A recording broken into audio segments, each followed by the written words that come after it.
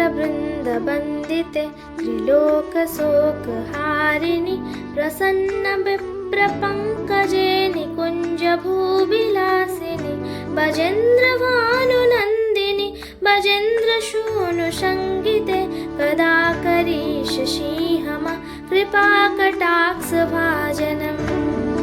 हरे कृष्णा। आजिर दिनटी बहुत पवित्र कारण आज श्री राधाष्टमी श्रीमती राधाराणी प्राकट्य दिवस। राधाराणी हेउछंती भक्ति करुणा और प्रेमर प्रतिमूर्ति। भगवान श्रीकृष्ण कहिछंती मते पाइबार सरल उपाय होउछि श्री राधाराणी शरणागति।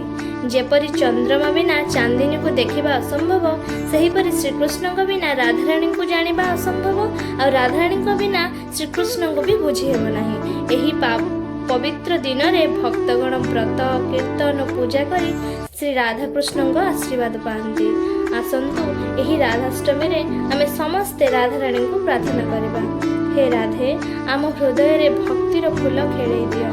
आमको श्रीकृष्ण चरण सहित सबु बेले प्रेम रे बांधी दियो। हरे कृष्ण।